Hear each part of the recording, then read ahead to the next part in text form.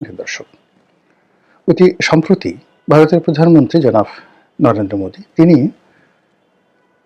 ভারতের যে পশ্চিমবঙ্গ তার রাজধানী কলকাতা তার আশেপাশের যে নাসিরনগর এলাকা রয়েছেন সেই নাসিরনগর এলাকার একটি নির্বাচনী জনসভাতে বক্তব্য দিয়েছেন এবং সেই বক্তব্যে তিনি যেভাবে বাঙালির বিরুদ্ধে, বাংলা ভাষার বিরুদ্ধে এবং বাংলা দেশের বিরুদ্ধে বিষোদ্গার করেছেন, আপাত দৃষ্টিতে এটি তৃণমূল কংগ্রেস বা মমতা ব্যানার্জির বিরুদ্ধে তার যে একটি রাজনৈতিক স্ট্যান্ড সেটা মনে হলেও একটি স্বাধীন সার্বভৌম দেশ হিসাবে ভারতের যে কেন্দ্রীয় সরকার সেই কেন্দ্রীয় সরকারের মনোভাব বাংলাদেশের ব্যাপারে কতটা জঘন্য, কতটা ধ্বংসাত্মক এবং কতটা নির্মম এবং নিষ্ঠুর সেটি তার সেই বক্তব্যে ফুটে উঠেছে। আমি জনাব নরেন্দ্র মোদীর সেই ভাষণটি নিয়ে অনেক চিন্তা ভাবনা করেছি এবং সেই ভাষণের প্রতিক্রিয়াতে তৃণমূল কংগ্রেসের সভানেত্রী এবং পশ্চিমবঙ্গের মুখ্যমন্ত্রী মমতা ব্যানার্জি তিনি যে বক্তব্য দিয়েছেন সেই বক্তব্য শুনেছি। সেই বিষয়গুলো নিয়ে সংক্ষেপে আলোচনা করার চেষ্টা করব। আপনারা জানেন যে সেখানে আসাম এবং ত্রিপুরা এখানে নরেন্দ্র মোদীর যে রাজনৈতিক দল বিজেপি তারা সেখানে অতীতের যে কোনো সময়ের চেয়ে ভালো করেছে, অর্থাৎ সেখানে বিজেপির শাসন চালু হয়েছে। কিন্তু স্বাধীন ভারতের রাজনীতিতে সবসময় বাংলা মানে পশ্চিমবঙ্গ খুব গুরুত্বপূর্ণ ভূমিকা পালন করেছে। পশ্চিমবঙ্গের কারণে যাকে বলা হয় পুরো রাজনীতি বারবারই উলটপালট হয়েছে, কখনো যাকে বলা হয় রাজনীতিবিদদের দ্বারা, কখনো শিল্প সাহিত্যিক কবিদের দ্বারা, কখনো ব্যবসায়ীদের দ্বারা। পশ্চিমবঙ্গ পুরো ভারতবর্ষের রাজনীতি নিয়ন্ত্রণ করেছে। একসময় ডক্টর বিধানচন্দ্র রায়, জ্যোতি বসু, এরপরে তারও আগে মাওলানা আবুল কালাম আজাদ, হুমায়ুন কবির, এরপরে সর্বশেষ যে রাষ্ট্রপতি ছিলেন প্রণব মুখার্জি, এই সমস্ত দিকপাল ছাড়াও শরৎ বসু, তারপর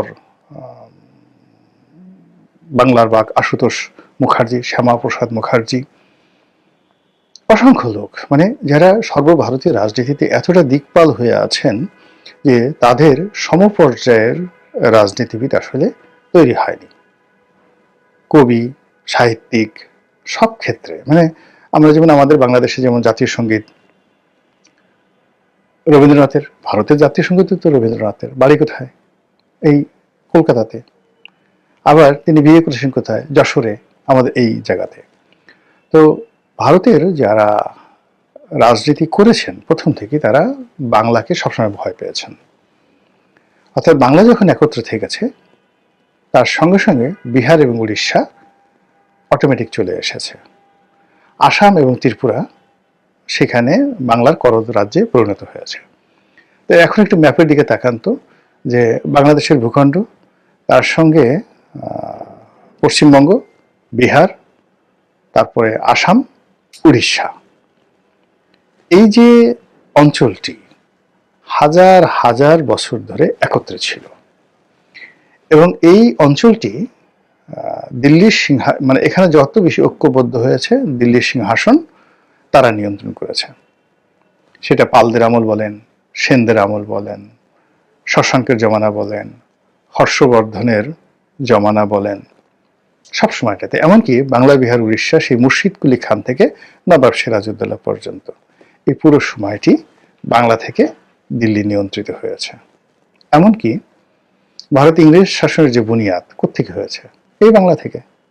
তারাই বাংলা, বিহার, উড়িষ্যা নবাবকে পরাজিত করে এই প্রথম কলকাতাতে তাদের রাজধানী স্থাপন করেছে এবং একেবারে শেষ 1905 সন বা 11 সনের দিকে সেই তারা বঙ্গভঙ্গ করতে বাধ্য হয়েছে। এর কারণ হলো তারা দেখলো যে এই বাংলাই তাদের যাকে বলা হয় মানে পতনের মূল কারণ।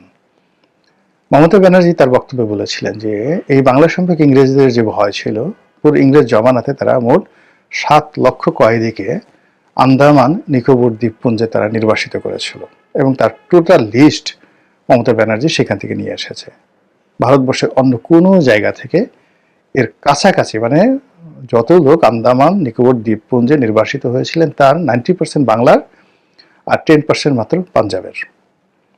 এই যে বিপ্লবী, এই বিপ্লবীদের কারণে কি হলো, ইংরেজরা বাংলাকে দুই ভাগে বিভক্ত করেছে, আর তারা পাঞ্জাবকে দুই ভাগে বিভক্ত করেছে, পূর্ব পাঞ্জাব, পশ্চিম পাঞ্জাব। পাকিস্তানে যেমন একটা পাঞ্জাব আছে, আবার ভারতের একটা পাঞ্জাব আছে। ফলে এই দুটো পাঞ্জাব যখন একত্র থেকেছে, তখন তারাও দিল্লিকে ডমিনেট করেছে, কিন্তু বাংলার মতো এতটা করতে পারেনি কখনো। এই জন্য সেই আকবরের জমানাতে, তার আগে সুলতানি জমানাতে, মানে সেই কুতুবুদ্দিন আইবেক থেকে শুরু করে মুঘলদের আসার পূর্ব পর্যন্ত যে জমানাটা, সেই প্রায় 400 বছর, এটিকে সুলতানি জমানা বলা হয়। এই সুলতানি জমানাতেও এই বাংলাকে, মানে দিল্লির যারা প্রভু ছিলেন তারা এই বাংলাকে খণ্ড বিখণ্ড করে দিয়েছেন। কখনো তারা 12 ভূঁইয়া বানিয়েছেন, কখনো বাংলা বিহার উড়িষ্যা করেছেন, কখনো ঢাকা থেকে মুর্শিদাবাদে নিয়ে গেছেন, সব এলোমেলো করে দিয়েছেন। আর সর্বশেষ যেটা যাকে বলা হয় যে ইংরেজরা যেটা করেছে, সেটার উপর কিন্তু ভারত আছে। এখন ভারত কিন্তু বাংলাদেশটা দখল করতে চাচ্ছে না, কেননা ভারত যদি বাংলাদেশ দখল করতে চাইতো 71 সনে কিন্তু তারা সেটা করতে পারতো উইদিন 1 মিনিট। এটা কোনো ব্যাপারই ছিল না। 16 ডিসেম্বর তারা সেটা করে নিতে পারতো, একীভূত করে নিতে পারতো। টু শব্দ, আমরা যেখানে এখন একজন সার্জিস হাসনাতের ভয়ে সকাল বিকাল ফিট পড়ছি, আমরা এখন যেখানে জামাতের বা শিবিরের একজন লোক ধমক দিলে আমাদের কাপড় নষ্ট হয়ে যাচ্ছে, আমরা হা করে থাকছি। আমরা ডক্টর মোহাম্মদ ইউনূস বা তার প্রেস সেক্রেটারি যদি আমাদের দিকে একটু হালকা করে চোখ মারে, জাস্ট একটা চোখ টিপ মারে, আমাদের জীবনে কিয়ামত ঘটে যাবে। এই হলো আমাদের সাহস শক্তি। এই একই অবস্থা আমরা শেখ হাসিনার জমানাতে আমরা তাকে ভয় পেয়েছি, মঈনুদ্দিন ফখরুদ্দিনকে ভয় পেয়ে আমরা রীতিমতো একেবারে টয়লেট করে দিয়েছি। তার আগে আমরা হাওয়া ভবনকে ভয় পেয়েছি, হাওয়া ভবনের আগে আমরা সেই শেখ হাসিনাকে ভয় পেয়েছি, শেখ হাসিনার আগে আমরা এরশাদকে ভয় পেয়েছি, এরশাদের আগে, মানে আমরা ভয় পাইনি কাকে বলেন তো? ওই সিংহাসনে যে বসেছে তাদের কাকে আমরা ভয় পাইনি? আমরা খালি আল্লাহকে ভয় পাইনি, আর নিজেকে ভয় পাইনি, নিজের বিবেককে ভয় পাইনি। এছাড়া পৃথিবীর সবাইকে আমরা ভয় পেয়েছি। আমরা পর্তুগিজদেরকে ভয় পেয়েছি, আমরা মানে ফ্রান্সকে ভয় পেয়েছি, ওলন্দাজদের ভয় পেয়েছি, আফগানিস্তানে যারা আসছে তাদেরকে ভয় পেয়েছি, ভারতের গুজরাট থেকে যারা আসছে তাদেরকে ভয় পেয়েছি, তুরস্ক তার্কি থেকে ইকতারউদ্দিন মোহাম্মদ বিন বখতিয়ার এসেছেন তাকে ভয় পেয়েছি, কাকে ভয় না পেয়েছি। কিন্তু যে জিনিসটা হলো সেটা হলো সেই দিক থেকে 1971 সালে ভারতের যে বাহিনী, তাকে আমাদের ভয় না পাওয়ার কোনো রিজন ছিল না। There is no reason. আমরা সেই 71 সনের সাথে আমাদের সাহস বাড়ার কথা না, এখন আমাদের তো অনেক সাহস এখন বেড়ে গেছে, এখন প্রযুক্তি আছে, ওটা আছে, ওটা আছে, আমরা ক্যান্টনমেন্ট মানে পুড়িয়ে দিতে চাচ্ছি, দখল করতে চাচ্ছি। এই সাহসের মধ্যে যার যার অবস্থান থেকে আমরা কিভাবে আমাদের হাত পা কাঁপছে, ঠ্যাং কাঁপছে। আমার কাছে মনে হচ্ছে যে যারা এই মুহূর্তে যত বেশি গলা কাঁপাচ্ছে, বড় কথা বলছে, তাদের ঠ্যাং বা পা তত বেশি থর থর করে কাঁপছে।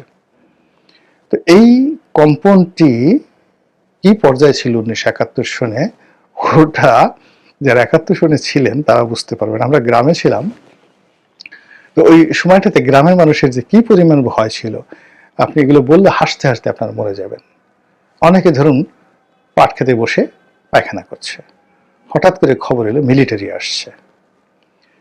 মিলিটারি আসছে এই কথা শুনে সে যে কি করতেছিল এটা ভুলে গিয়ে সে যে দৌড় দিছে, দৌড় দেওয়ার সময় না আছে গামছা, না আছে কাপড়। ক্ষেত থেকে বের হওয়ার পর বুড়ার সারা শরীরে দেখা গেল পায়খানা লেগে আছে। এইরকম ঘটনা। অথচ মিলিটারি তখন ফরিদপুর জেলাতেই আসেনি, ফরিদপুর জেলার কোথাও মিলিটারি ক্যাম্প ছিল না। আর সদরপুরে আমি যে গ্রাম, সেই গ্রামে মিলিটারির ভয়ে এই ঘটনাগুলো ঘটেছে। অনেক মহিলার কি বলবো, আল্লাহ মাফ করে থাকতো, অবাত আস্তাগফিরুল্লাহ, প্রেগন্যান্ট যারা ছিলেন, কি যে হয়ে গেছে আপনি বলতে পারবেন না। এই যখন বাঙালি পালাতে গেছে, ধরেন আমাদের বাড়ি থেকে পাশের বাড়ি ছিল এক রাজাকারের, মোল্লা বাড়ি। এখন আমাদের বাড়ি থেকে এই মোল্লা বাড়ি সব মহিলারা গিয়ে পালালো, 400-500 মহিলা।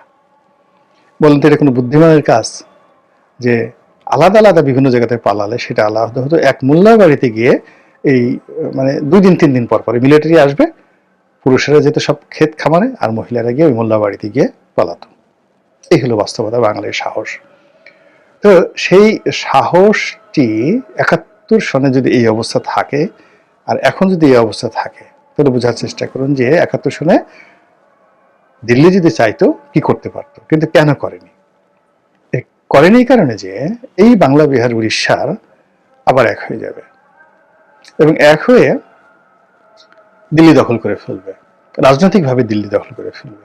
এখন যেভাবে ধরুন একছত্রভাবে শিবাজি, ওই যে দিল্লিতে মানে বলে না যে শিবাজি রাও, সেই শিবাজি, তো সেই শিবাজির যারা বংশধর মতাদর্শের সৈনিক, এরাই কিন্তু সেই সর্দার বল্লভভাই প্যাটেল, ভারতের মুক্তিযুদ্ধের সময় বল্লভভাই প্যাটেলের শিষ্যই কিন্তু নরেন্দ্র মোদী। মানে এই গুজরাট কেন্দ্রিক যে আধিপত্য, এই আমরা 47 সন থেকে দেখেছি, এর আগ পর্যন্ত পুরোটাই ছিল কিন্তু কলকাতা কেন্দ্রিক। পুরো সময়টা হাজার হাজার বছর ধরে কলকাতা কেন্দ্রিক ছিল। আর এর বাইরে দিল্লিতে যারা দেখতেন তারা ওই বিদেশ থেকে আসতেন, আর তারা মানে আশেপাশে যে মধ্যপ্রদেশ আছে, উত্তরপ্রদেশ, মধ্যপ্রদেশ এবং এই যে রাজস্থান, সেই রাজস্থানের যারা রাজপুরুষ রাজনীতিবিদ তাদেরকে নিজেদের কবজায় রাখতেন। এর বাইরে কোনো রাজনীতি ছিল না, সেখানে কোনো রাজনীতি ছিল না। বাংলা সবসময় স্বাধীন, এখান থেকে টাকা যেত, এখানে তাদের বারবার যুদ্ধ করতে হতো। তো 71 সনে তাদের যে ভয় ছিল যে বাংলা যে কোনো সময় ঐক্যবদ্ধ হয়ে দিল্লি দখল করতে পারে, এবং সেই ভয়টি এই জমানাতে এসে মারাত্মক আকার ধারণ করেছে। এর কারণ হলো পশ্চিমবঙ্গে মমতা ব্যানার্জি যে শক্তি, তার যে জনপ্রিয়তা, তার যে সাহস, গত 100 বছরে পশ্চিমবঙ্গে কোনো রাজনীতিবিদ এতটা বাঙালিকে সিমেন্টেড করতে পারেনি। 2 নম্বর হলো যে এই বাংলাদেশের এই ভূখণ্ডটি এখন এই মুহূর্তে ধনের সম্পদ পরিপূর্ণ হয়ে এমন একটা ভার্নারেবল অবস্থায় চলে গেছে, এটাও অতীতে গত 100 বছরে আপনি কখনো দেখবেন না। অর্থাৎ এটাকে হুমায়ুন যেটা বলেছিলেন দোজখপুর জান্নাত, মানে এখানে এখন আজকের দিনে হাজারো সমস্যা আছে, কিন্তু তারপরেও এখানে যে সম্ভাবনাগুলো আছে মাটির নিচে, আকাশে এবং মাটির উপরে, পশু পাখি, কীট পতঙ্গ এবং মানুষ, এদের মধ্যে সম্মিলিত যে প্রাকৃতিক রিসোর্স রয়েছে, আমেরিকার জিহ্বা বের হয়ে আছে এই রিসোর্সগুলো, সম্পদগুলো নেওয়ার জন্য। ভারতের জিহ্বা বের হয়ে আছে, তারপর ব্রিটেন, ফ্রান্স থেকে শুরু করে এমনকি সৌদি আরব, এমনকি তুরস্ক, তারা সবাই এই বাংলার উপরে কর্তৃত্ব দেখাতে চাচ্ছে। তো সেই অবস্থাতে যদি এই যে আমাদের বাংলাদেশে যারা এখন 7 সিস্টার্স দখল করতে হুমকি দিচ্ছেন, এটা আপনার কাছে যত হাস্যকর মনে হতে পারে, নরেন্দ্র মোদীর কাছে এটা হাস্যকর নয়। তিনি এটা খুব সিরিয়াসলি নিয়েছেন। এমনকি দিল্লির যারা কর্তা ব্যক্তি রয়েছেন, কংগ্রেসে যারা কর্তা ব্যক্তি রয়েছেন, শশী থারুরের মতো যারা থিঙ্ক ট্যাঙ্ক রয়েছেন, তারা সরাসরি হাসনাতের নাম উচ্চারণ করে, মেনশন করে, বা উসমান হাদির নাম মেনশন করে এখন তারা বক্তব্য দিচ্ছেন যে এটা এই শশী থারুরদের নাক এত উঁচু, তারা তো শেখ হাসিনার নাম উচ্চারণ করতে চায় না, বঙ্গবন্ধুর নাম উচ্চারণ করতে চায় না, প্রেসিডেন্ট জিয়াউর রহমানের নাম শশী থারুর কোনোদিন উচ্চারণ করেছেন, যেখানে তারেক রহমান সাহেবের নামই জানেন কিনা সন্দেহ, এরকম একটা ভাবসাব তারা দেখান। তো সেখানে কতটা দায় ঠেকলে তারা হাসনাত, সার্জিস কিংবা মানে সেই যে পাটোয়ারি, সিউদ্দিন পাটোয়ারি, আক্তার, এদের নাম নিচ্ছেন, ইউনূসের নাম নিচ্ছেন, ঘন ঘন ইউনূসের নাম নিচ্ছেন, ইট মিনস তারা ভয় পাচ্ছেন।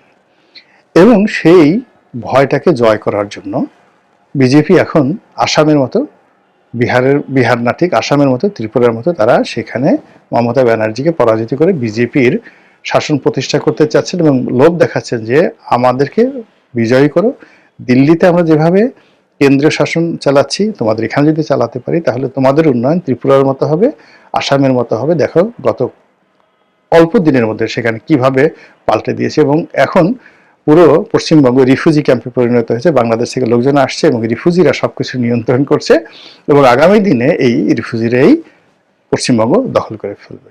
এই হলো তার বক্তব্য। তাহলে বোঝার চেষ্টা করুন যে বাংলা নিয়ে তাদের অ্যালার্জিটা কোন পর্যায়ে, এবং সেই অ্যালার্জি থেকে, ভয় থেকে, আতঙ্ক থেকে তারা যদি বড় কোনো দুর্ঘটনা ঘটায়, এবং যেটি এখন বলা হচ্ছে যে তারা ৭১-এর মতো আবার অ্যাকশনে যাবে, তারা আবার সার্জিক্যাল স্ট্রাইক চালাবে, তারা আবার সেই যে আমাদের সীমান্তের সৈন্য সমাবেশ আলটিমেটলি তারা করেছে, সামরিক শক্তি বৃদ্ধি করেছে, টহল বৃদ্ধি করেছে, এবং দেখলাম যে অনেক জায়গাতে তারা টহল বৃদ্ধি করেছে যেন অনুপ্রবেশ না ঘটে বাংলাদেশ থেকে। তো এই জিনিসগুলো, লক্ষণগুলো কি আপনার কাছে স্বাভাবিক মনে হচ্ছে? স্বাভাবিকভাবে মনে হচ্ছে না। এমনকি মমতা ব্যানার্জি তিনি যে প্রতিক্রিয়া দেখাচ্ছেন, এটাও আমার কাছে স্বাভাবিক মনে হচ্ছে না। মহান আল্লাহ আমাদের সবাইকে হেদায়েত দান করুন এবং হেফাজত করুন। আসসালামু আলাইকুম ওয়া রাহমাতুল্লাহি ওয়া বারাকাতুহু।